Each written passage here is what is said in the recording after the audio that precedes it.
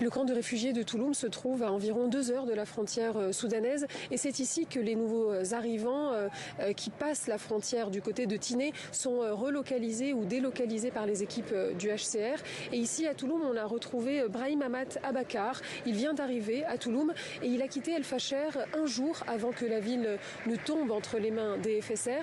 Il nous raconte que sa famille est complètement dispersée. Sa femme et une partie de ses enfants sont allés se réfugier à Tawila, un camp qui est à une dizaine de kilomètres d'El Fasher.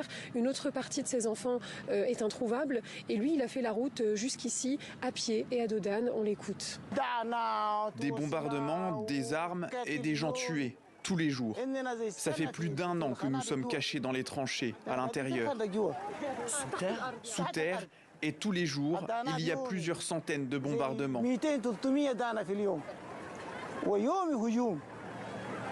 Et le jour de l'attaque, tous ceux qui ont cherché à quitter la ville sont morts.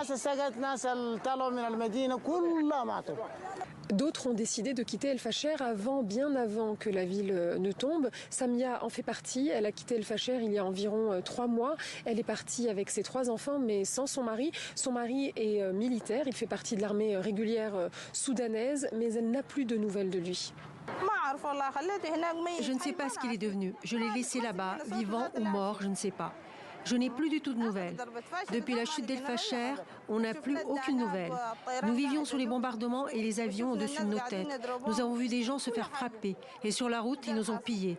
Ils ne nous ont rien laissé. Rien. Les routes qui mènent à Tinné et à Ourikasoni, à l'extrême nord du Tchad, le long de la frontière soudanaise, sont très dangereuses et très coûteuses. Il y a des bombardements, il y a des tirs de drones, il y a aussi des checkpoints, ce qui rend la fuite vers le Tchad très difficile.